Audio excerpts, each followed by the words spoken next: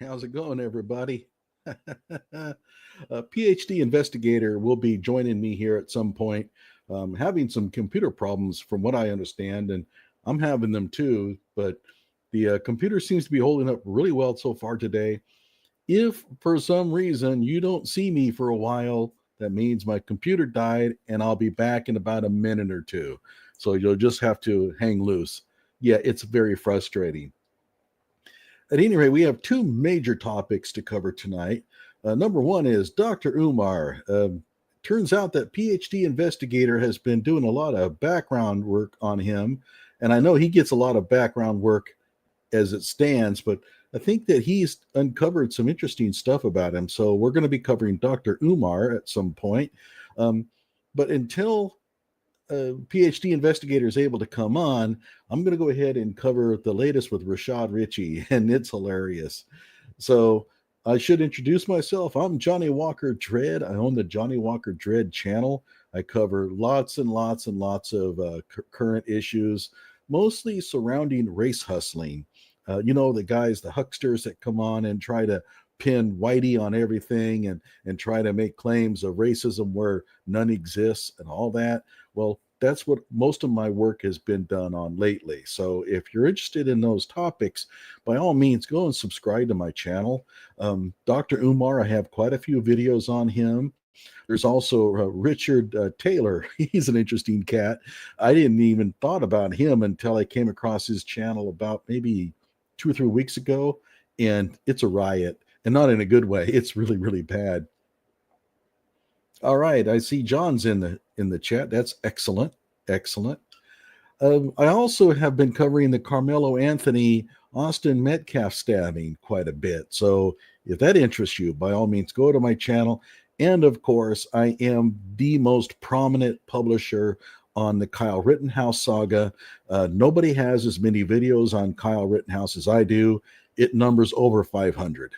And I have interviews of Kyle's sisters and his mother and his best friend, Dominic Black. I have interviews of just about everybody that was involved in the trial. So if you're interested in the Kyle Rittenhouse story, you definitely need to go over to my channel and subscribe.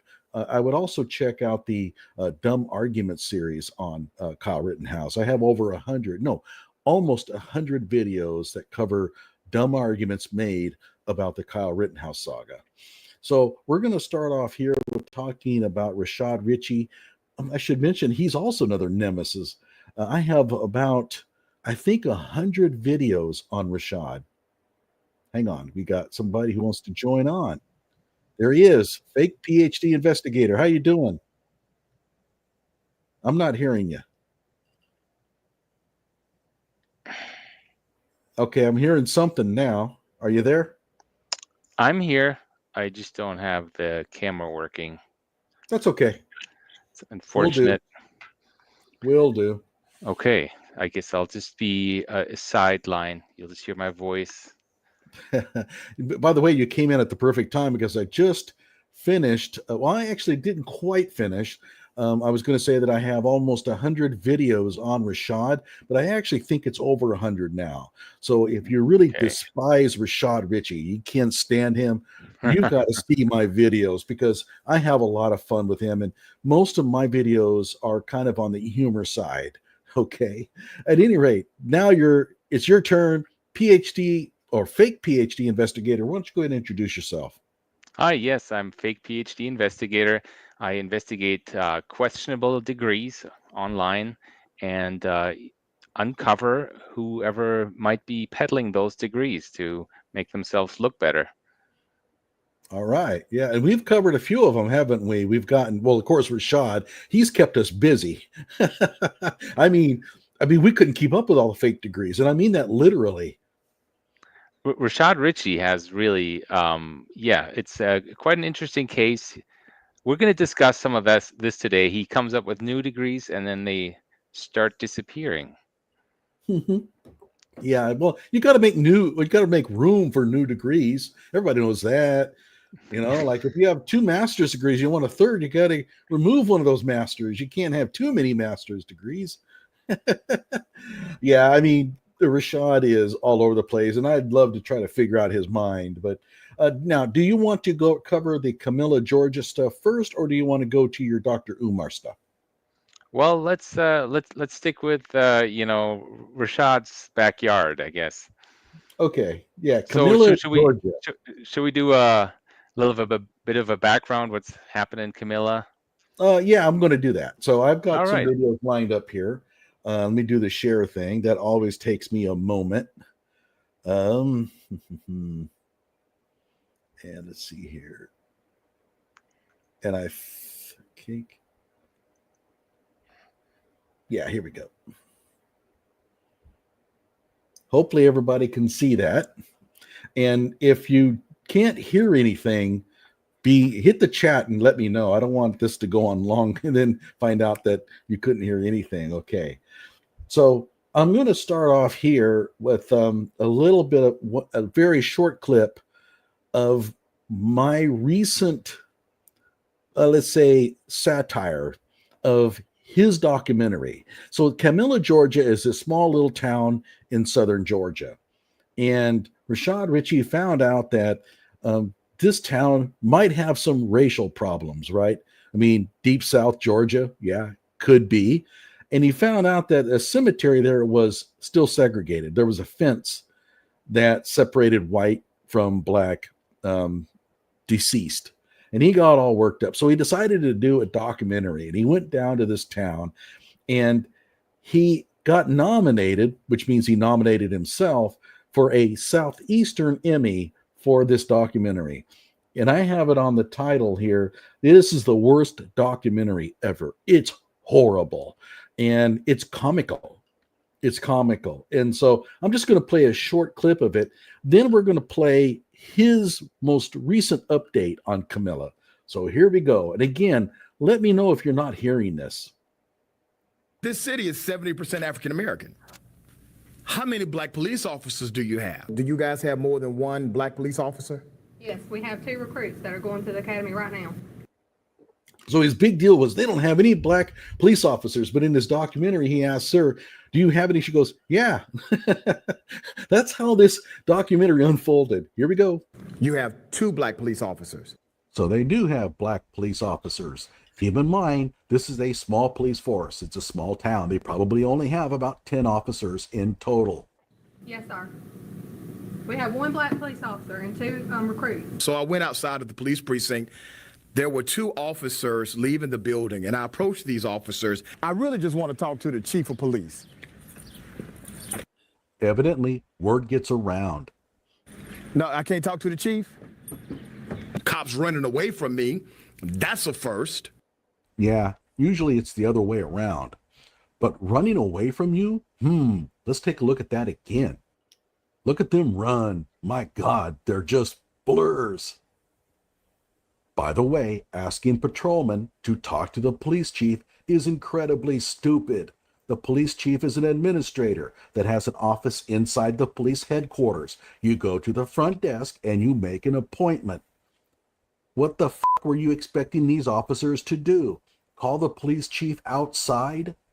Now it appears that the public servants of City Hall are reluctant to talk to Rashad. They probably think that he is an out-of-towner looking to stir up racial divisions among their citizens to pad his own bank account.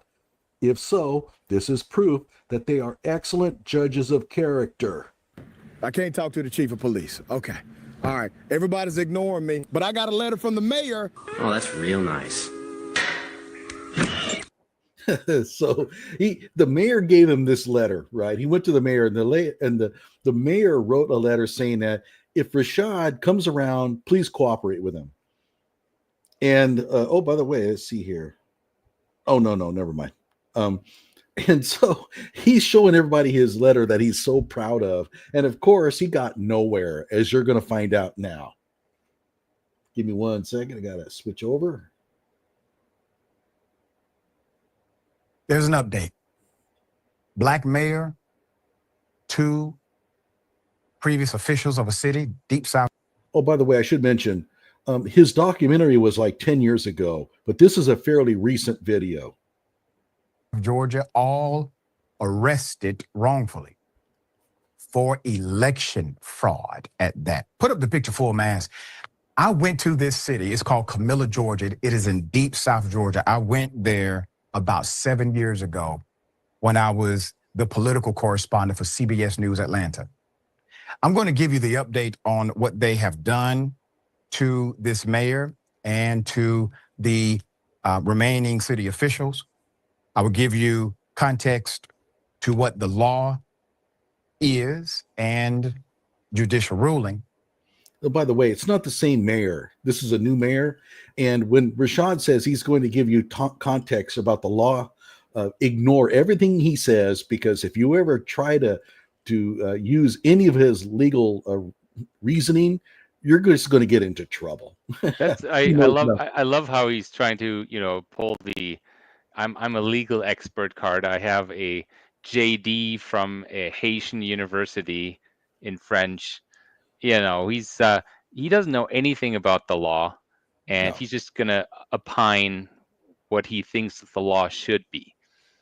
Exactly. And if you're interested in hearing about his fake law degrees, again, go to my channel. I have a lot of videos on it. But yeah, he claims a JD from a Haitian university. Right. Okay. But before I do that, I'm going to take you to a portion of my coverage of Camilla, Georgia, roughly 7 years ago, when they elected the first black male mayor in its history. Here's what happened.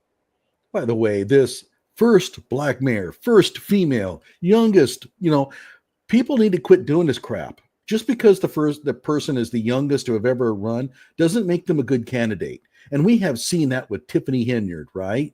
She was the first black female and the youngest female and all that. Go ahead. It's ridiculous, really. A first black male mayor. So, he's not the first black mayor, or he wasn't the first black mayor back then. It was just the first black male mayor. And now we're presumably on to at least the third black mayor. That's right. Tell, for those who may not know it, what's happening in Camilla, Georgia? Well, back in December, I began boycotting my city council to protest invidious racial segregation and discrimination within my city. The mayor gave me a letter. Well, my letter is generally asking anyone within this jurisdiction in my capacity as mayor to cooperate with you. So I took this letter to City Hall. Well, And then he put it on his refrigerator door.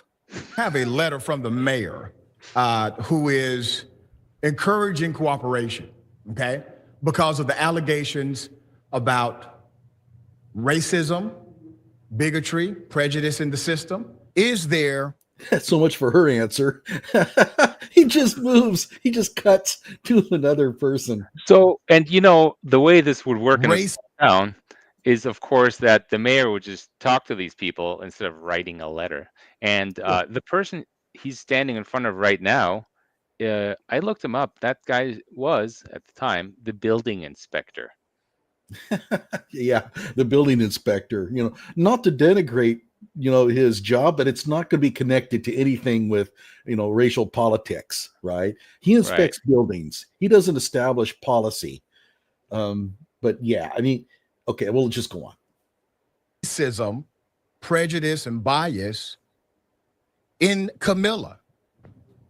Not that I know of. I've been working here 60 years. Have you heard the allegations about the city cemetery being split between black people on one side, white people on another side, and a fence that split the two? Are you aware of that? I am. You said you were getting complaints from citizens? Absolutely, yes. Maybe you should be talking to the citizens. Oh, I have. Is there racism, prejudice from city government toward residents of Camilla, Georgia? Again, I ask if you will talk to Miss Brenda Cross, okay? My electricity bill dropped from $150 to $52 doing this one thing, when I spent $49 on an energy saving. Okay. We're talking about citizens in Camilla that have made these allegations against. I'm not in a position to answer those questions, and once again, I'll be glad to get you a meeting scheduled with our city manager. Okay, where's the city manager at today? He doesn't work on Friday. Do you know any... And the amazing thing about it is that her answer is totally bogus, and she knows it. the city manager doesn't set these policies and stuff like that. He just carries out the functions of the city. He needs to talk to the city council. But evidently he didn't want to wait around. He didn't want to wait around until the next council meeting or something. He just didn't make any type of preparations for his visit. He just drove down there, on good luck. The city manager is not even there on that day, but like he doesn't even check. It's totally ludicrous. I mean, like, you're right. He just drove down there and then expected everybody to just open up to him. But here's the funny part. He selected this part of his documentary to showcase his documentary, where he gets nothing done. He accomplishes nothing here. And he doesn't even tell the viewers who these people are that he's interviewing, presumably because he doesn't even know who they are. Yeah, I think he just saw this guy in his office. Yeah, correct. He could be interviewing a janitor for the building who has nothing to do with anything. And by the way, you don't stick a microphone in somebody's face like that. That's extremely rude. Bring a boom mic in that, where you don't have to jam it like that. I mean, come on. But anyway, that's his award-winning documentary here. Yeah. Racist white people in Camilla, Georgia? Not that I'm aware of. There are no. I've never run across them. I'll put it that way. You have never come in contact with any racist white person ever in Camilla, Georgia? No. Can you read this letter, ma'am? I have a letter from the mayor. No, thank you, sir. See the city manager, city clerk. They're complaining about government. Do you not work for government?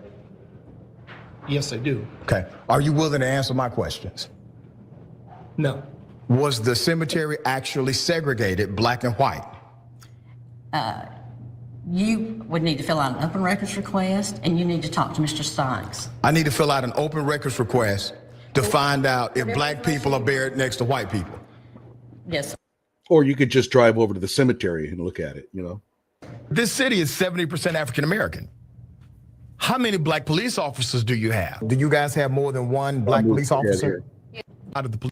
To the mayor. And then saw with my own eye, but upon arrival, yes, the city-owned cemetery had a fence that separated where black people could be buried and where white people could be buried. I saw it with my own eyes. The place where white people can be buried looked like a slice of heaven. Black folk could be buried on the other side, and it was, deteriorated. The city manager ended up tearing that fence down like a coward at 3 a.m. in the morning to avoid publicity. When the mayor was elected, they took away his power of purse, meaning he received no money. They also would not give him keys to City Hall, so he had to. By the way, I think that was a lie, because I have a news article showing them taking down the fence in a ceremony. And I think that Crump was there. Benjamin Crump was there. Wait for somebody to open up City Hall in order to go to work. That was the insanity happening then. The insanity that is happening today. Same town, Camilla, Georgia. They have arrested the new mayor, Mr. Kevin Owens. Put him up full mast. On May 28th, a reminder, on May 28th, 2025, Camilla, Georgia, Mayor Kevin Owens, the interim city manager, Cheryl Ford, and former election superintendent, Renette Williford, were all arrested on charges of election fraud and conspiracy. This unprecedented move represents more than a local political dispute. It marks the latest chapter in Southwest Georgia's 157-year struggle against systemic voter oppression, suppression, and repression, the judicial complicity in corporate and political power structures. So to fully grasp the gravity, and I wrote an op-ed and Rolling Out, you all can check it out, but to fully grasp the gravity of this moment, we must confront Camilla's blood-stained history of racial terrorism and analyze these charges through the prism of federal voting rights. These are laws of Georgia's election code and a disturbing national pattern of weaponizing legal systems against Black electoral empowerment. Was only a few years ago in 2018 that the city of Camilla, which is located in Deep South Georgia, again, removed the fence that separated Black and white residents in the city-owned cemetery. The city at that time also did not employ one Black police officer. They didn't have anyone actually employed at that time that was Black, even though the city is majority African-American. Official press release came from. So again, let's comment on this, right? What's that? Let's comment on this. I mean, there's a lot he's throwing out here. Yeah. Let's see here. Let's move on to the next. So, I'd just like to point out, of course, we already established that they had 3 black police officers at the time. The cemetery is kind of, hard to mingle up after people have been buried to start with. And then I think we can kind of tease here that Rashad Richey, as usual, has the wrong instincts about this case. Yeah, and let me switch over here. This is an article that kind of tells you the true story of what this is all about. So Kelvin Owens was being held. He was actually thrown in jail for this. Okay. Grand jury indicted him.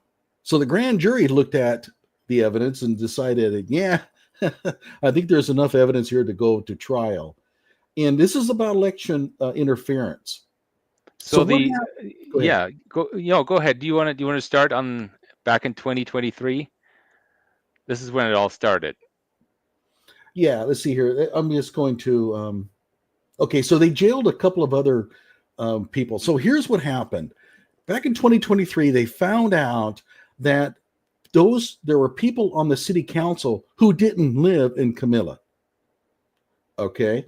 And they didn't live there, which is a big problem, because if you're passing bonds and stuff like that, and for example, property taxes, but you don't have to pay them yourself, that's kind of an issue. The whole idea behind being a city councilman is that you're going to live under the laws that you're passing, but they weren't. So what I think has happened, that these 2 people that were Ventura Pollard and I forget this other guy's name, they were on the city council and I think they were the mayor's buddies. They're unemployed. They kind of needed money. The mayor put them on the council or got them a seat on the council so they get their monthly stipend or whatever. And then they didn't just find out that they didn't live there. There was a whole hearing about it. There was a deposition where they asked them where they lived, and they asked them to prove where they lived and when they rented these apartments and other places in Georgia. And so this was officially determined by a court that they didn't live there. They did an extensive investigation to find out that these 2 people didn't live there. And that's where that whole thing started. And the mayor had these 2 counselors' backs and didn't want them to be thrown off the council. Yes. And then, so what happened was that the court ordered them in the next election that they could not be on the ballot, and that any votes that were cast to them, because you could still write people in, right, would not count. And they actually had to put armed guards around the notices because they knew that these guys would tear down those notices if they had the opportunity. And of course, the fact that these are armed, well, they're sheriff's deputies, right? They're standing guard because they are armed. This is voter intimidation. So at any rate, what then happened was, and I think this was a scheme, 2 of the people that were on the staff, the city staff, they quit. And so the mayor comes in and says, well, since they have quit and they're helping run the election, I'm going to have to use my emergency powers to cancel the election, right? Because his buddies are not being allowed to run. This is the November 5th election. So, he's canceling the election on November 5th locally because his buddies aren't allowed to be on the council. Right. So and he closes the the polling station. So that's where this election interference charges stem from, and the Georgia Bureau of Investigation considered all of this. Right. Okay. So the idea they had was that, if I quit, then we could cancel it. But the other problem is that these people who quit were under court order to do things. And you can't just resign and think that you can escape a court order like that. So they're still in trouble because they were under a court order to, I don't know what was that they were expected to do. There were some assignments and they quit anyway, but that doesn't absolve you of your responsibility. So exactly like what John here commented, it has absolutely nothing to do with race, and it's just, plain old small town corruption. Yeah. Oh, by the way, so they actually were able to hold the elections, but they were several hours behind. They didn't start until like 4 p.m. and they ended around 4 in the morning. So whatever the case, and of course, the mayor, because he ordered this, cancellation of an election, he went to prison. Well, he went to jail. And Rashad is all upset because the judges were almost certainly white. I know one of them was. And of course, this is a black mayor from Camilla. And it's just, go ahead.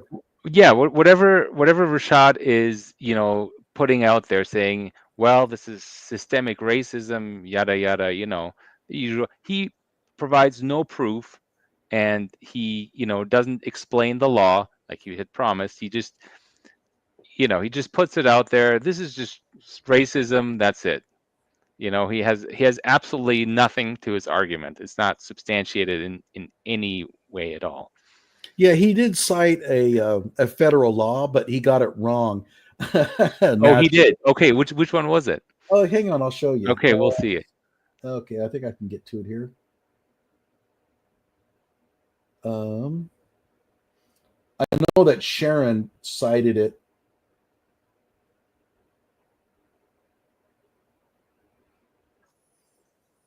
Okay, hang on a second.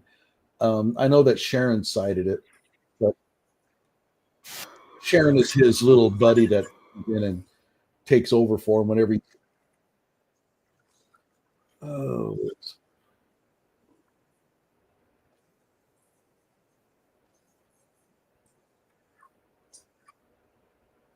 Well, okay. But at any rate, the law he cited referred to election officials and voters, but it did not refer to like the mayor because he's not an election official, right? And he was actually trying to cancel an election. Yeah, the other two were also 3 people were charged in this, right?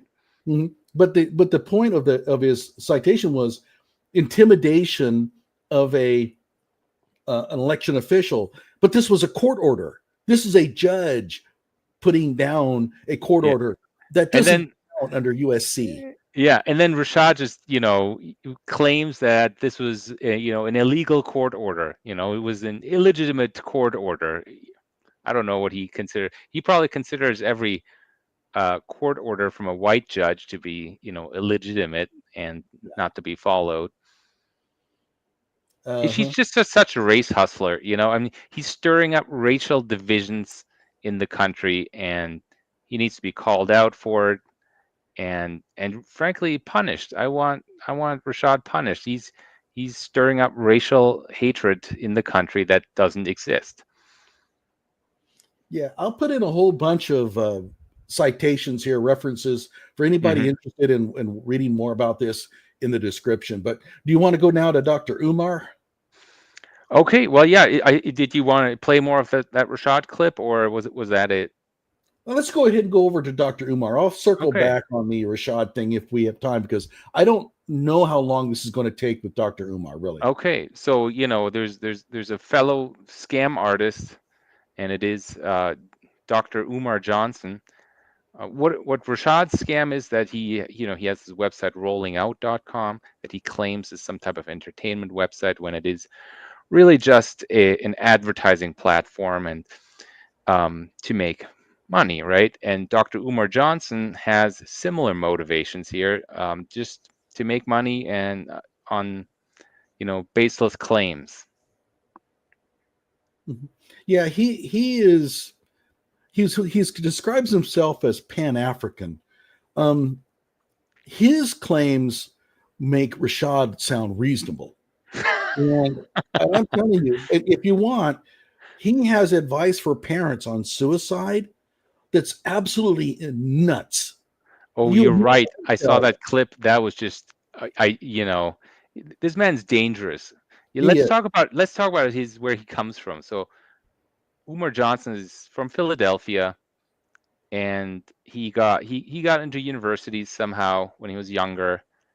Got himself a few degrees. He says 6, but I don't think so. Um, and at one point, I believe, we'll talk about this in detail. I believe he got an, illegitimately awarded doctorate from a established university. And Right. so he has been, for the last 10 to 15 years, he's been collecting money for a school that teaches just for black boys, teaches them to be alpha males, and he incessantly goes on to social media and asks people to donate to the school. People have been donating because it's the black cause, and so all those people that have been donating are from the African American community in the U.S. And they want this to happen. They want their community represented with their own school, their own traditional culturally uh, catered school, that caters to cultural values of black people. And so they've been donating a lot of money, hundreds of thousands of dollars every year, because he's very pushy. And then he pretends to renovate the school, and he does do some renovations with some of the money, and the rest of the money just disappears. And he's been pulling the scam for over 10 years now, every time saying the school's going to open, it's going to open, it's going to open. And just kind of like that Tesla self-driving mode that's never materializing. But at least I get the feeling that Elon was trying to get it to go. I have a feeling that Dr. Umar, he has no intention of opening this school. This school is never going to open. But yeah, did you want to? How would you describe Umar Johnson as in terms of his personality? Tons of bluster, which is very effective amongst his kind of audience. And that is, if you say it loud and obnoxious, it's more believable. Do you want to play a clip? Do you have a clip ready where he's just kind of does his usual thing? I don't have one ready, but I can probably Okay. get one while maybe during. I'll describe what he does normally. He repeats things 3 times because his audience is probably not very educated, and and so they need additional reminders. Yeah, and he just says, this is what we're going to do. He does make a lot of claims about himself, that he's the prince of Pan-Africanism, without really further elucidating what that means for him or for others, or how that's relevant. And he just makes that claim, and then he asks people to donate to his school. He often will, have update videos, and then randomly throw in a few sort of, of his ultra racist beliefs, like that he's disavowing, racial mixing, interracial dating, interracial marriage, gay people, all those things that he's against. Yeah, I think he's mentally unwell. Mm-hmm. And so if you're interested, I mean, on my channel, I have a lot of videos of him going off. He was on Charlemagne the God's YouTube channel, where he talked about his school, and it was crazy. He was talking about 2nd through 4th graders. He's going to be giving them weapons training. It's just. Oh, that's right. I remember that. Yeah. Yeah. I mean, it's like, yeah, we're going to have martial arts, and then we'll have, self-defense with weapons. It's just insane, ludicrous, right? So right. Yeah, go to my channel. I have plenty of content on this guy. But with the one thing I don't think we're going to cover in detail here, but he is involved with a black militia that wants to separate from the government and establish their own government. What's it called again? Was it Fred Roberts? No, it's some ultra Marxist gun club. Oh, you're talking about the ones that shoot each other. The accidentally. Fred something. Oh, I forget now. Yeah. Okay, Okay. let me look it up. Fred Hampton Gun Club. Okay. Right? Yeah, I was thinking Roberts, but it's Fred Hampton. You're right. The Fred Hampton Gun Club. So this is and he's involved with those people, and you know, is advertising for them because they need new members and to join them in their bid for their own black state. So I guess by it's the a way, separationist force that he doesn't want to intermix with white people. right. I was thinking of InFact, but that's not the one you were referring to. Yeah. No, this is the Fred Hampton Gun Club. Yeah, I don't know why he's involved in that, but I don't think we're going to go into detail on that. It's just Well, I another mean, one of his it fringe makes beliefs. sense, though, right? It makes sense. I mean, he'd be a perfect person to run that. I mean, he's really into. I mean, I use the term black supremacist a lot. He's a bona fide black supremacist. He really is. Yeah, he doesn't want white people around. Yeah. Okay, so we have this page up here.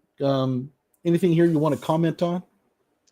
What is? Oh, he's a speaker. That's right. He commands a speaking fee of $5,000 to $10,000. I think that's on the lower end of those, what those speakers there claim. Yeah, he just I don't know where he gets people. Oh, that's right. He did talk on Juneteenth 2023 in Las Vegas at an event, a Juneteenth event from the city of Las Vegas. He was booked as a speaker there.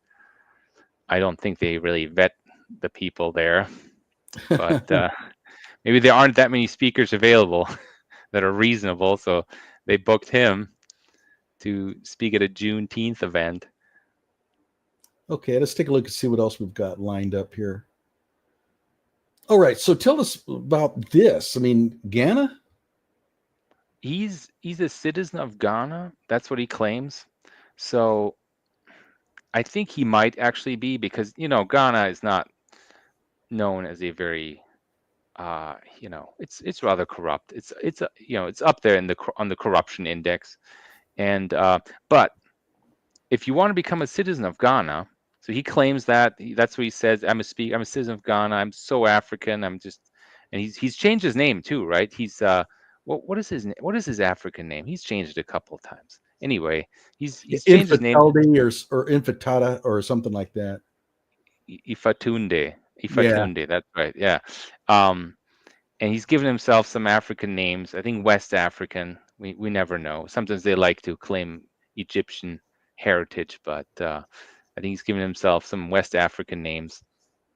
And Ghana is an interesting country because it seems to have attracted a lot of attention of black leaders in this country. I know that they had that, the ceremony for the new president there, and like a lot of our mayors went over there, including Karen Bass from Los Angeles, for that. And I don't know what the attraction is. She claimed, well, we're opening up big commerce trade routes between us and Ghana, and I don't see it.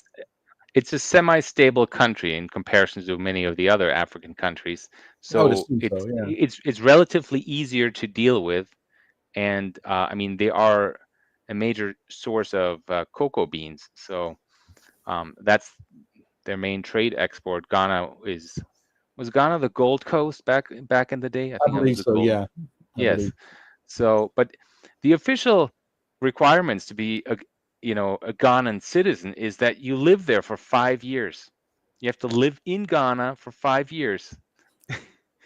And he doesn't meet any of the requirements to be a citizen of Ghana. So it does say should. That's right. Yeah, should. So and should means if you give us enough money, slip enough bills to us, we'll ignore this. That's how that works in those countries. Yeah, $100 bill will go a long way in Ghana. So he's probably bought himself a citizenship so he can claim it. Does he even have a passport? Who knows? But yeah, it's a sketchy African citizenship, and frankly, I don't even know if they allow dual citizenship with the United States. Let's look that up. What do you have to say about that? I don't, but you want to go on to the next one? Well, I'm gonna look up if they allow dual citizenship. Oh, I'm sorry. Yeah, go ahead. Oh, it is. Yeah, they do allow dual citizenship. Okay. So at least it's not entirely bogus, but it's of course an unnecessary claim. He does travel to Africa quite a bit, or has traveled. He was in Senegal, I think. Yeah, that's natural. Yeah, just to because and he does spell Africa with a K because it's just so much more authentic. Is it? I mean, like. Well, no, I'm just being. That sounds very heavy metal. Yeah. and I think that aren't you supposed to label white supremacists with the K thing? Plus, what do Africans call Africa? Do they even call it Africa? Well, I mean, there's like 500 different languages, so I couldn't tell you. Oh yeah, the other requirement to be a citizen of Ghana, you have to speak one of the indigenous languages. Oh well, yeah. If you, but again, if you pass enough money, you can get around any of this stuff. Yeah. And by the way, the money that they send for opening the school, gee, I wonder if any of that goes to his trips to Africa.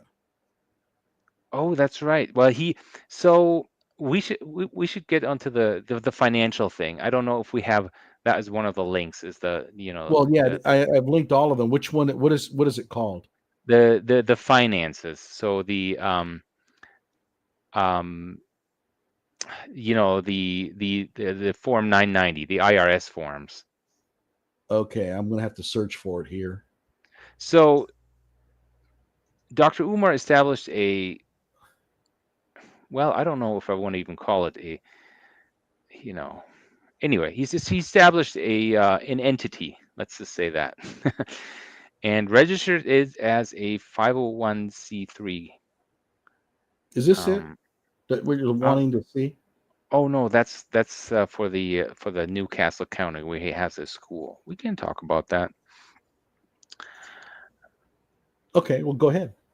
Yeah. Okay. So his school is located in Wilmington, Delaware, just across the border from Philadelphia, in Newcastle County, and this is the address of one of the buildings for his school. By the way, the school is called the Douglas, Frederick, and Garvey Marcus Garvey. I saw that too. I'm like, wait, what? International Leadership Academy. Some bogus name, or an inspirational name if it was ever a school. The problem is he has never registered a school. That building, when I scroll down, is zoned as light industrial.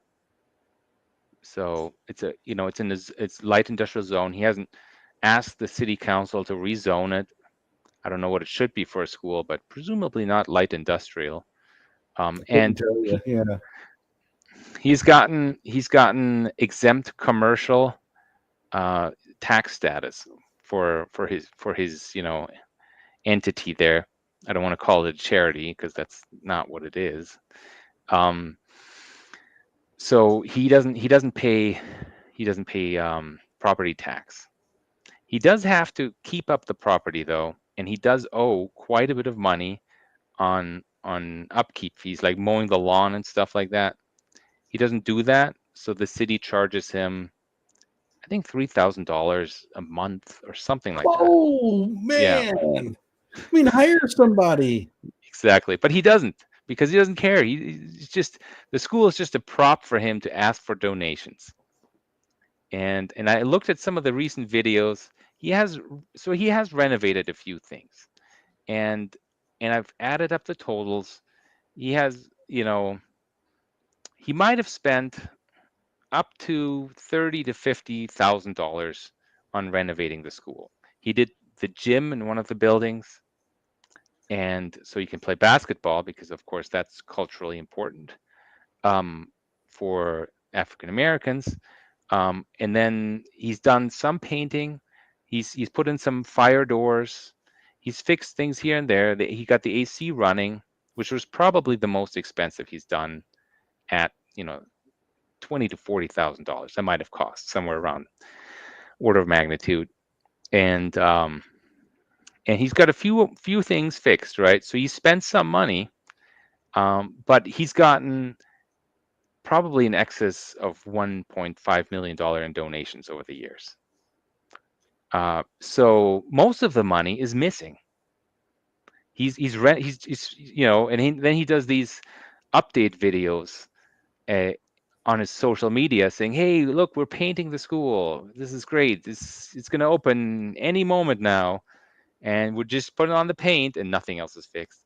And so he's spending like maybe $300 or $400 in paint. Or paint supplies he's got there to make the social media video, and then he says, "Well, hit the Cash App, keep donating, folks." And he has told he's told people that he makes about $125,000 a year on average in donations. So that's what he takes in, and he spends very little of that. Just puts a show on for the media. We have we have some evidence that the authorities have been notified. Apparently, he's been reported.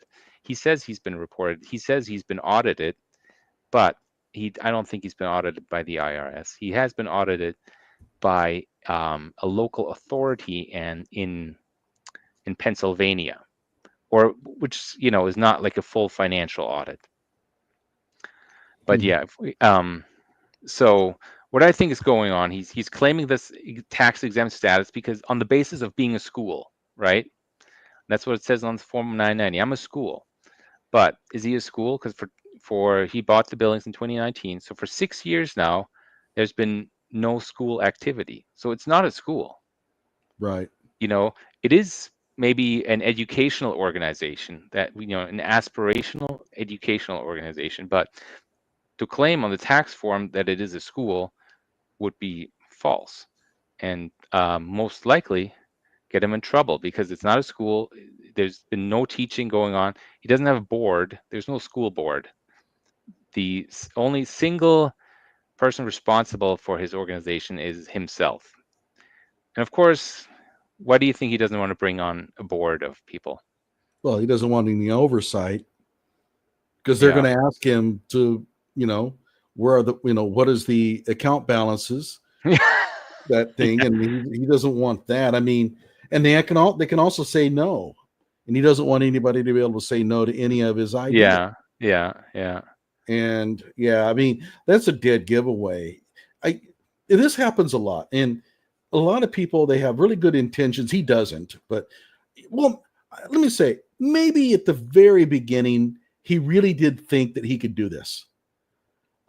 So what you do is you get this idea for a school, and he raises money and he blows his money trying to buy the property, and he just didn't understand that that's a small part of a school's expenses.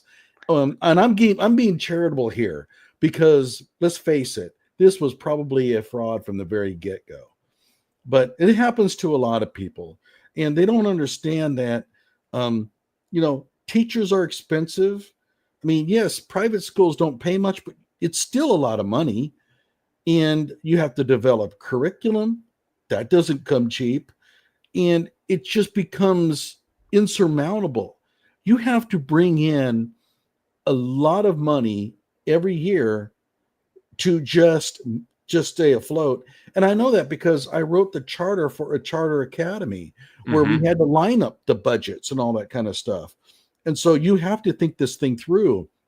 If you don't have a 5-year plan, then you have no business opening a school. And you can't do that alone because there's too much work to do any of this alone, right? There's no way. Yeah. I actually had the idea once of opening up an NRA-oriented high school. And I mean, and a lot of people say, oh my gosh, you're going to have kids carrying guns around. No, that was not the purpose. The purpose was to elevate the Second Amendment, the Constitution, essentially, and center a school around it. But you would still have math and science and history, but it would all be related to firearms. Okay, so and I had this thing all lined up, and I was hoping the NRA would jump on that, but I couldn't get the NRA to even see me. I didn't really try that hard, to be honest with you. But I also knew that there was no freaking way that I was going to be able to open this school without monster financial backing. Yeah. And a lot of these guys, they think that, well, if I get enough volunteers, I can make this work. You can't. A teacher, it's just a lot of work. And being a school, there are so many regulatory requirements. You have to have a whole compliance person to make sure that you're meeting all of these standards, and you have to know what the standards are, and then meet those standards. And frankly, one person can't do that. Right. And then you get a kid hit crossing the street, and and the other thing is they think that they can run a school on the side. No, you're going to devote every hour of your day into running that school, and you're going to have people alongside you who are going to devote all their time towards it. It's a lot of work. But so if he had genuine interest in actually starting a school, something would have already happened. One building would have been, because he needs an occupancy permit. He doesn't have that. I don't know if he does have some running water. I don't know if the bathrooms work, but that's what you would work on, so that you can open, say, one classroom, and you just do a little, a daycare or something to bring in some money and start up the administrative process, so you can kind of get familiarized with the administrative requirements of running a school just on a small scale. Or you could, do a few activities in the gym that he's renovated. But he can't have activities in the gym because it's not permitted. And if he's not working on the permit, and the reason he's not working on the permit because he can't show it in his social media, it doesn't, if he shows a renovated gym, which he does, and frankly, it was minor renovations that he did on there, then he can show that. He can show off, saying, hey, I'm doing this, keep donating, keep donating. The fact that nobody can actually go in the gym legally, no, that's not something he thinks about, because anyway, let's well, by the way, somebody asking who you are. Yes, I'm fake PhD investigator, and I just focus mostly on Twitter and on Blue Sky about on people who claim fake academic titles, and Dr. Umar Johnson is possibly one of those. We should get to that. Anyway, we are still discussing the finances and why and how this is a scam, even though it might appear like a real school. But well, you need to tell me what the URL looks like, because I don't know which link you want me to go to. Oh, okay. Well, let me check. Okay. While you're doing that, let me just explain that I do have a lot of videos on the school, the Marcus Garvey, whatever it is, and including a recent one on a video that he posted on the school website. That's an absolute side splitter. It's hilarious, and it gives you an idea about how he thinks. And one of the most racist things I've ever seen. And as far as his dissertation goes, I cannot get a hold of a copy of it. I have tried hard to get a copy of his dissertation because I know it's going to be a basket case like Rashad Richey's, and to a slightly lesser extent, Jill Biden's. And I mean, it's going to be worse than any of those, I think. But he will not publish it. He turned in his dissertation to the library, but he also said to the library that they are not to distribute it. And so I contacted his department, and they said that they've been told not to distribute it. So he's hiding his dissertation, which is really a red flag. Let's talk about that. Let's just go to his degrees and why I think his PsyD, his doctorate in psychology, is very questionable. Okay, so is this what you're talking about here? Oh, yeah. So somebody contacted the registrar's office of the university, which is, I think, the oldest private medical school in the country, right? Mm-hmm. Something like that, yeah. The Philadelphia College of legit. Osteopathic Medicine, and they did confirm that he got a Master of Science in Psychology on November 5th, 2008, which is interesting because if you go to the email I sent you, we have, I think that's the third paragraph in the email I sent you. Okay. Hang on. Go ahead. Continue talking. I'm looking. Yeah. So here they're saying that he got a degree on November 5th, 2008, which is the convocation ceremony for winter 2008, right?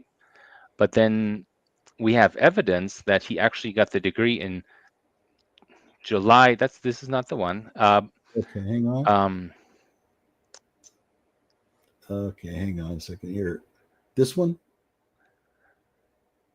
yeah, no, I'm talking about the pcom.edu link for his July 2009 degree.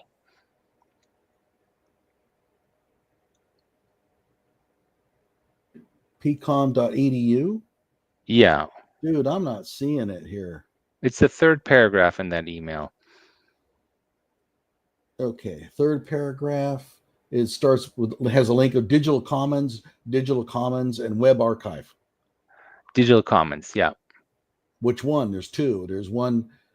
What does the paragraph start with? Umar is listed as receiving a master's? Yes. Okay. Is this what you're talking about? Correct. The graduate, the commencement for the July 2009 class. So if you want to Control F and look at Umar there. Okay, let's see here. So here he is listed as Umar Abdullah Johnson, which we assume is the same person, getting a Master of Science in Clinical Psychology.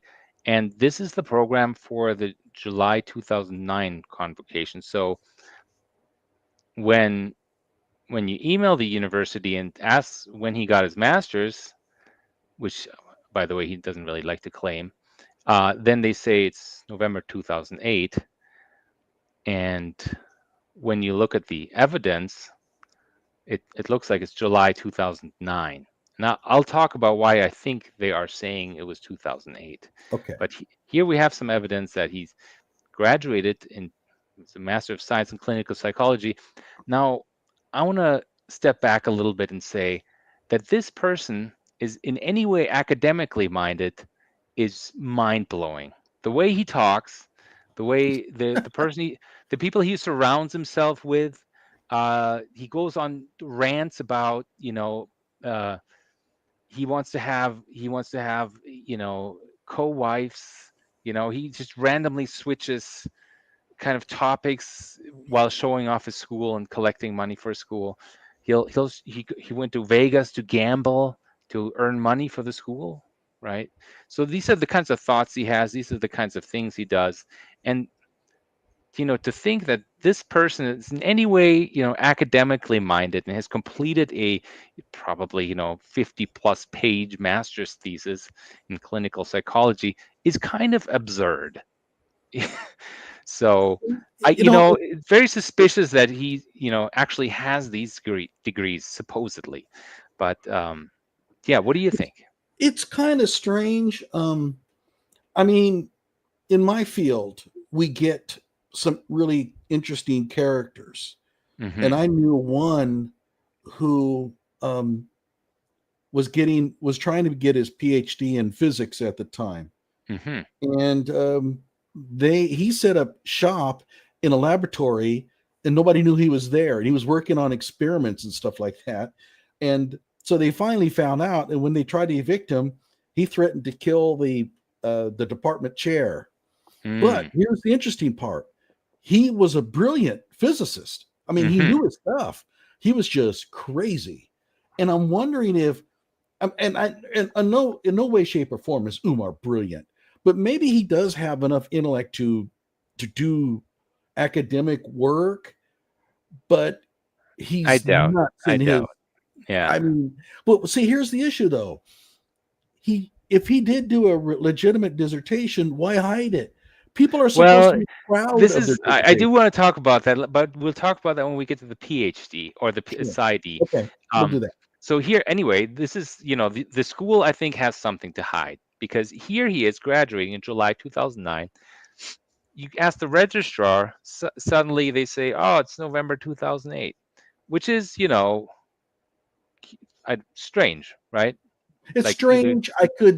Maybe he just chose not to commence in 2009. I mean, 2008, you mean? Yeah, I don't know. But, yeah, if you get the 2008. Yeah. degree and the November date is the convocation date for, that previous semester. So I don't know, anyway, but it makes more sense for the school to claim that he graduated in 2008, because as we see, and now let's get to the links in that next paragraph. Okay. With so his dissertation, this is his PsyD dissertation, and let's talk about this. It's not available online, and it's not Whoa. available from the school upon request either. The dissertation just is not available. Like 99% of dissertations are available on their website. Umar Johnson's dissertation is not available. Yeah, it's the one on the. I mean, I went to the page and you scroll down, and there must be 50 PhDs that you can download, and there's only one that's not, and it's his. And let's talk about that, because what do you have to do to graduate at most legitimate universities? You have to finish your dissertation, then you defend the dissertation, and then to be able to claim your diploma, you have to submit the dissertation to the library. Only when the library has received your dissertation will they issue your diploma. Right. That is the most common process, I think, at pretty much all universities. And the reason for that is the university wants to showcase they want to know that they want other people to know that they're doing research that is worthwhile, and if they are supporting these students doing the work, that's the function of the university is to publish this research, and that's why you have to submit it to the library. For some reason, at this college, they don't have that requirement.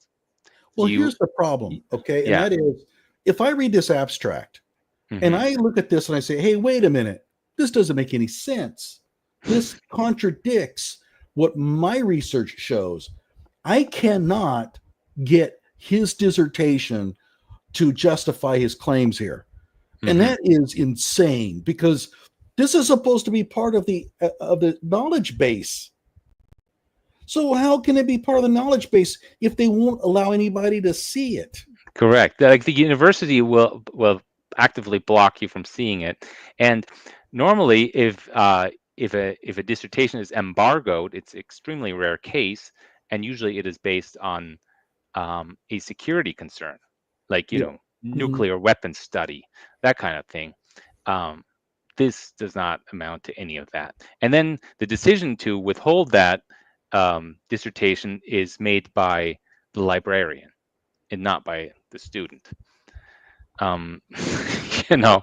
So that this dissertation is withheld is already kind of sketchy from the university. The website also, it's not like a fully developed university. Like the library isn't a super functional library. You can't do a lot of searching there. The way the website's organized makes me think this is a smaller school. I don't know. They have about, I think, 400 million in their what's that called when a university has these reserves of money? Yeah, their endowment is about 400 million. So it is a bit smaller, but they could do a lot better. So I don't know how. Maybe this used to be a good school and then just kind of deteriorated over time. That's kind of what it looks like to me. I haven't been there. I don't know anything about it, but because they gave this guy a doctorate. And if you scroll back up, and we haven't even talked about the content, The date of submission here is 2010. So we have this convocation in July 2009, and then he submits his dissertation in 2010 for his Wait, PsyD. whoa. Let's suppose that we're being generous and say that he got his master's in 2008. Mm-hmm. You don't get a doctorate in 2 years. It doesn't really work. It could be that this is one of those, continuing degrees where you're in a program where they give you your master's first, and then after 4 years or whatever, you do get just a few years later, you do get the doctorate. But I haven't found anything on their website that would indicate that. So See, here's the problem is that we have the same thing with Rashad Richey. Nothing seems to line up. Nothing's normal. Nothing is typical. The correct. timeframes are wrong, and you can't get a hold of the dissertation and all that kind of stuff. Why can't any of these guys ever claim a freaking degree that lines up with what normal people do? So, but this university says, yes, this guy got the degree. I think there's an anomaly here. There's something shady going on. The university is covering for this guy. And let's click on the next link, in that same paragraph, because this is the current website. It says date of submission of the dissertation is 2010. And if you go back into the Internet Archive and see what it used to say, it says date of award is 2010. That the degree was awarded in 2010. Later, they changed their mind on that and just put date of submission 2010. When do you ever change your mind on something like that? What university changes their mind on when they've actually awarded the degree? If you ask the university now, they say November 2012 is when he was awarded the degree. Back in 2012, they said, well, he was awarded the degree in 2010. Now that doesn't make any sense with his, by the way, this is January 2010. So if he finished his, July 2009, he gets his master's. January 2010, he gets his doctorate. What I think what happened, that's the evidence. What I think happened is that, he didn't write this. He didn't write his, doctorate dissertation. Somebody else wrote it. They did they did a defense. He defended his dissertation, and he couldn't defend it because he didn't know what it said, and he couldn't explain anything because clearly he doesn't have the capacity, right? He doesn't have the intellectual capacity. So his his explanations didn't make sense, and they didn't really want to award him the degree. And there was probably some back and forth. Maybe they owed him something. Who knows? Maybe somebody called him the N-word, and maybe he threatened to sue because they were all racist and all this stuff. And so they settled by just giving him the degree. Not that he deserved it, but they gave it to him. I think that's what happened. That's what makes the most sense from the evidence we see here, and sort of the reluctance of the university to, get into this. I mean, look at the email where they confirmed. They said, "Oh, it's anonymous feedback from the registrar's office." Nobody at the registrar's office wants to be involved in this, by name anyway. So the registrar's office anonymously confirms. The registrar's office of the oldest private medical school in the country tries to claim that you're just, they're confirming his degree anonymously. What are they talking about, right? That is just absurd. So there's, this appears to be a controversial topic within the university, maybe a sore point that they don't really like to stir up. That makes the most sense. Why would they claim that they awarded him the degree in 2010? Years later, they say, oh, it was November 2012. Well, that makes more sense.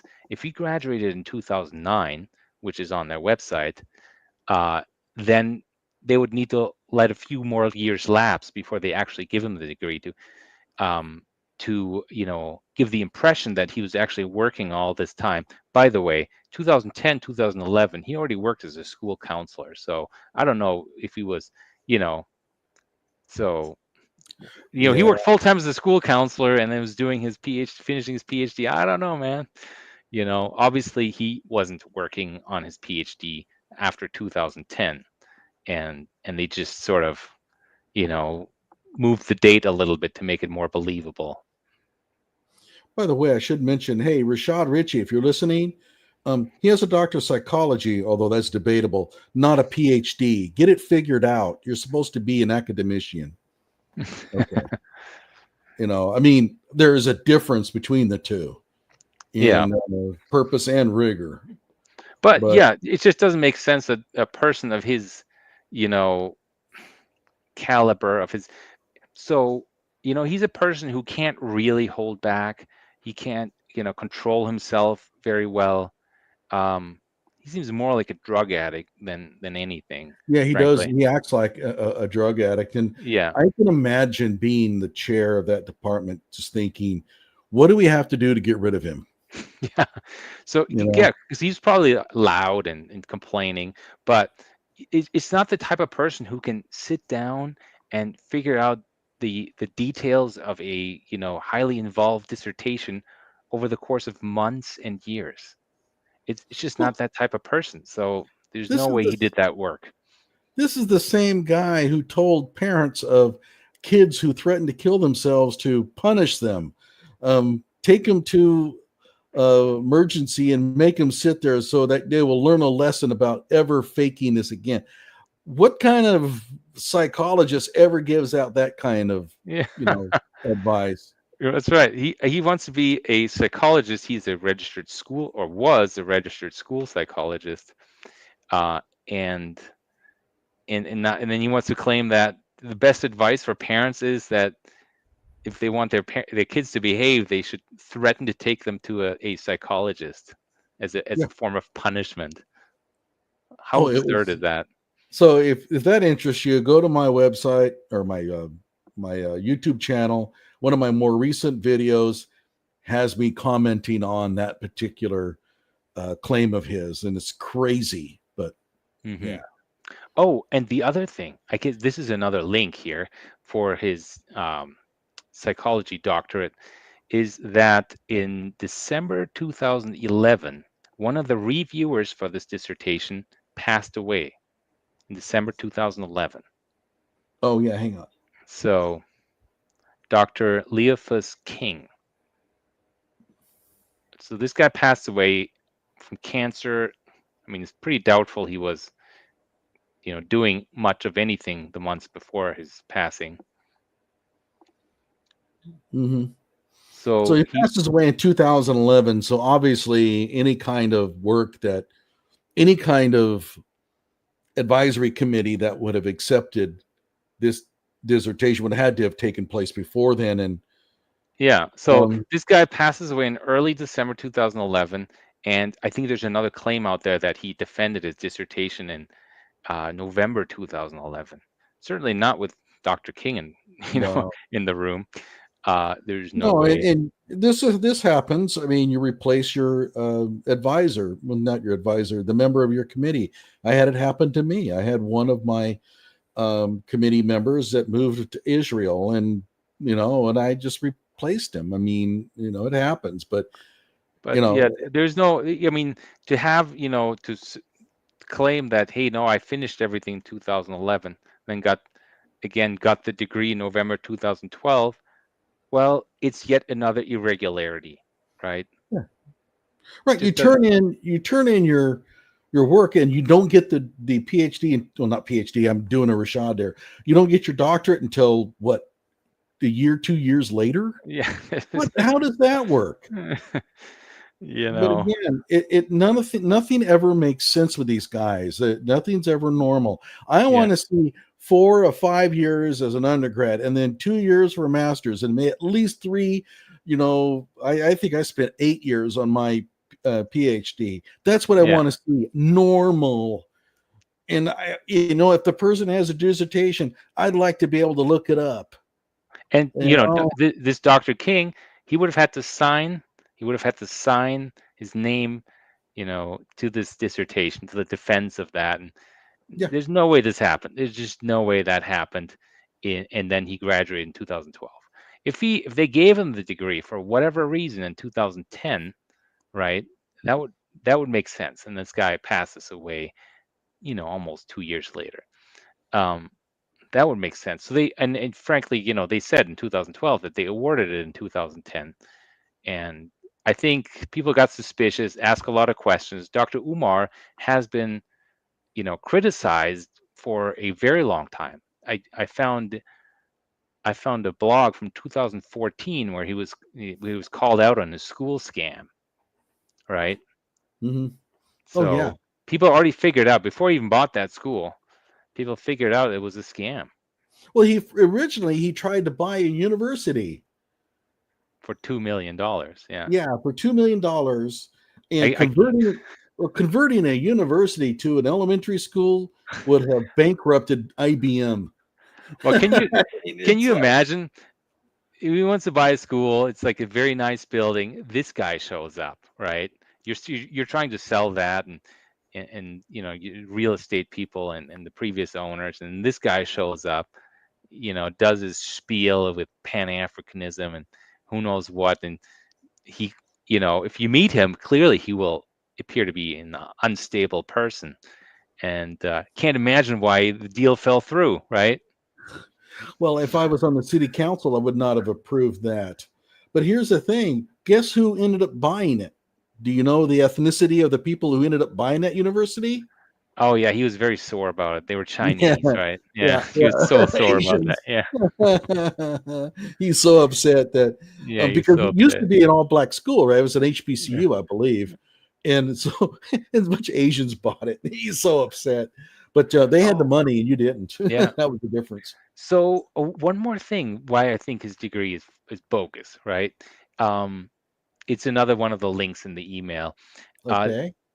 So Dr. Umar, people have been upset with him for a long time. In 2018, finally, he had a hearing in front of the, not Philadelphia, Pennsylvania Board of Psychology, because he's practicing psychology without a license. Somebody claimed that. Is this it? And I think so, yes. And so he, they had a hearing to, establish the evidence. Is he practicing psychology without a license? He submitted some documents, okay, where he says control F MBA on this one. Okay. Oops. Okay, respondent. Okay, that's him. That's Dr. Umar. Specialized psychology degree with an MBA and doctorate in clinical psychology. Okay, so he's claiming an MBA. He doesn't somehow he confuses his Master's of Science in clinical psychology with an MBA. He doesn't even know the difference between a Master's of Science and an MBA himself. So if you have a Master's of Science, would you accidentally say you have an MBA? There's absolutely no way. If you legitimately earned a Master's of Science, the ins and out of the university procedures, and you know what an MBA is, and you would never claim, even in writing, in front of a hearing, that you have an MBA in clinical psychology. An MBA is a Master's of Business Administration. He just doesn't know the difference. And he doesn't know the difference because he has no idea what he did at that university. Somebody else wrote these papers for him. He couldn't defend them. And now he doesn't even know what degrees they supposedly awarded him. So we have Dr. Umar spread hate for white people. I'm not sure how to parse that. Hate for white people? Oh, his hatred for white people. Yeah, he clearly hates white people. I mean, he's pretty unabashed about it. Although, what did he say about the black contractors he hired for his school? Do you remember? I remember. He complained that one of his excuses for not finishing the school was he was trying to get black contractors to renovate his school. And for 3 years, he couldn't do it because they just never came, and they ripped him off, and they took the money and disappeared. And he tried to get black people to do it, but he couldn't. So he got some white people to do it, and they did it in 3 months. Yeah, and he was really bragging about the fact So I think he has more hatred for black people than he has for white people. And frankly, I think that's what it is. He does really in a lot of his videos, he hates on black people who date white women. You know, if you're interracially dating and you're a black person, Umar Johnson hates your guts. You know, it's a big no-no. He hates black people more than white people. I think he just wants to be separate from white people. He would get along very well with with some of these people that are calling for a white state and for re-enslavement or who knows what. I mean, he's really he's really on board with some of these people, in terms of separate black and white people in America, give them their own state, and we do our own thing, they do their thing. So he would agree with a lot of these traditional white supremacists. It's almost, I get the feeling that he wants to build America into Africa. And we know how that worked out in Liberia. Well, that's true. It was kind of like the opposite, right? I mean, they tried to build Africa. They tried to build the United States into Africa. And yeah, I mean, and by the way, a little off the topic here, but the Vice documentary on Liberia is the most shocking thing I think I've ever seen. It's about the cannibalistic warlords in Liberia. Oh my God, you've got to watch that. It's crazy. If somebody's listening here that doesn't know about Liberia and what happened with the Americans there, it's worth looking into. But it's a heavy topic. If you don't like that, don't do that, because it's a heavy topic. Yeah. Oh, the Carmelo Anthony case. Yeah, he's all over that. I have videos on that, by the way, his take on Carmelo Anthony. And it's the same thing. It's going to be Whitey's to blame. And, well, see, I'm trying to remember exactly how his take on Carmelo was. I'll tell you what his take was. It is a controversial take, and for the sole reason that he makes it, he gets publicity so he can raise more money for his fake school. Yeah, he basically rode the line that the white kid deserved it, essentially. That's his take, really. The white kid deserved it. His take on the NFL is slaveholders, they're plantation owners. The NFL players are slaves.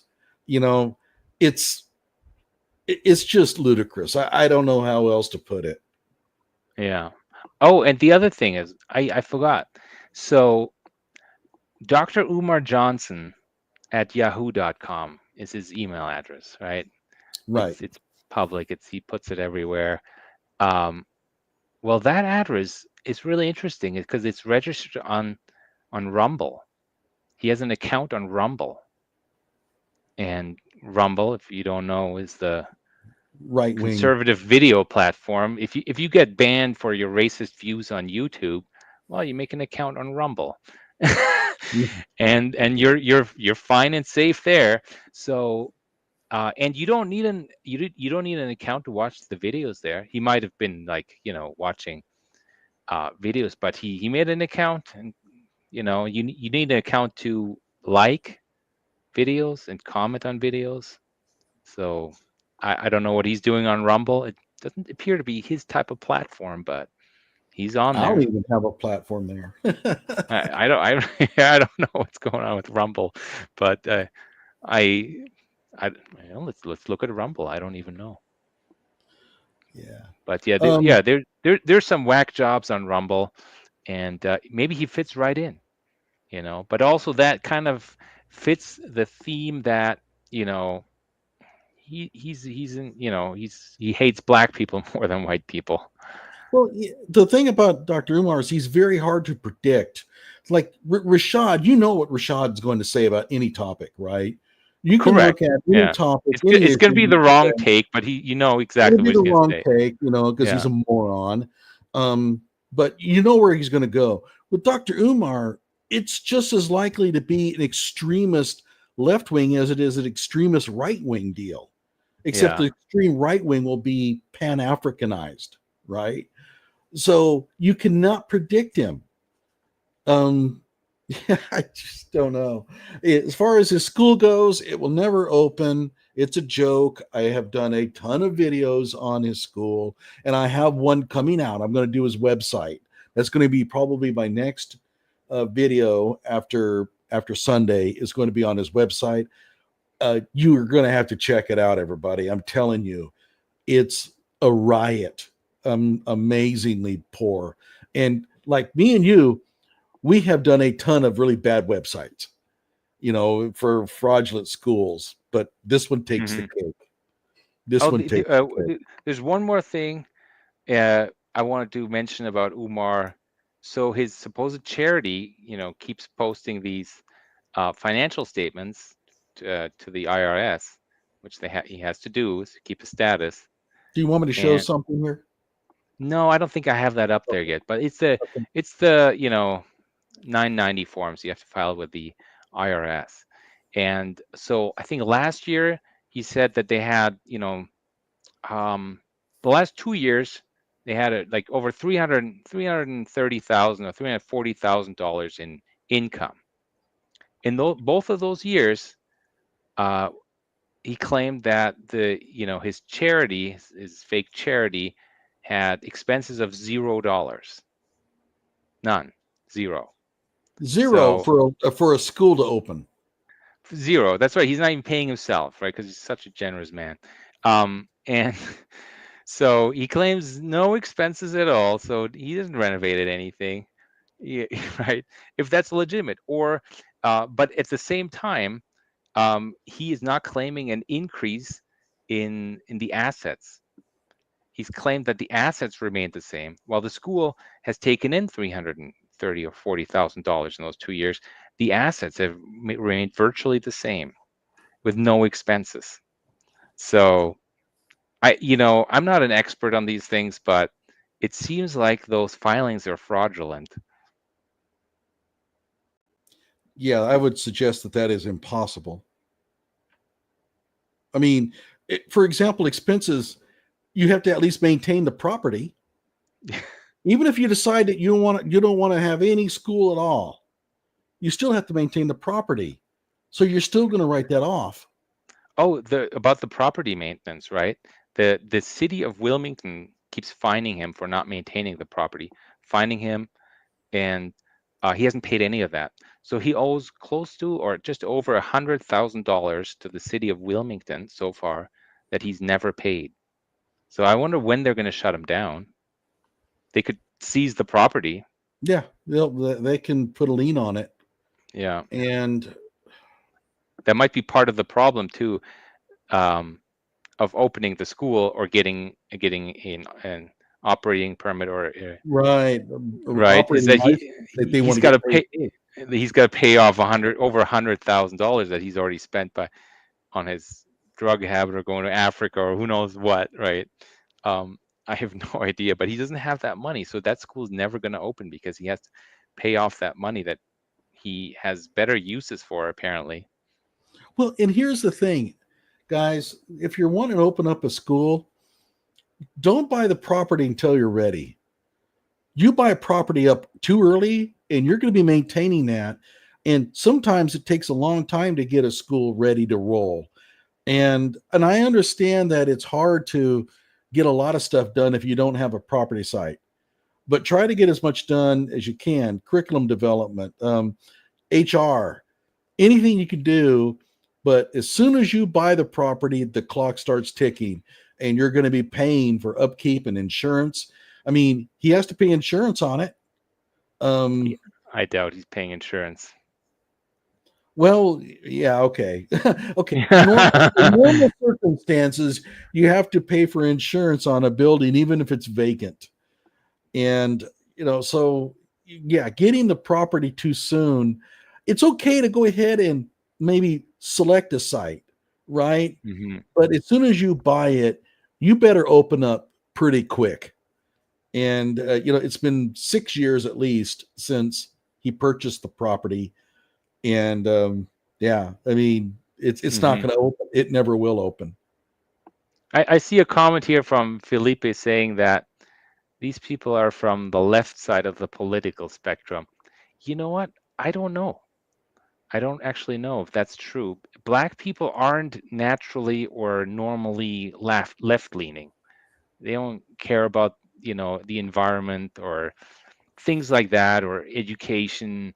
These are not sort of traditionally left leaning, right? If you're a black supremacist, you don't really care about the whole left thing. I mean, I don't know if you can characterize it really at some point when the ideology becomes so whacked, you kind of become hard to classify, Mm-hmm. and but I agree. I would tend to agree though that he's pretty much a leftist. Mm-hmm. I think. Okay. I mean, he has right-wing militaristic views, Mm-hmm. right? But I think left-wing politically and socially. Yeah. Yeah. So it says Yeah. here, I'm really concerned for our country. The tension is thick. I've been watching rioters in California, Arizona, and Washington. Will it get worse? Yeah, maybe there, not where I live. That's why I live in Oklahoma.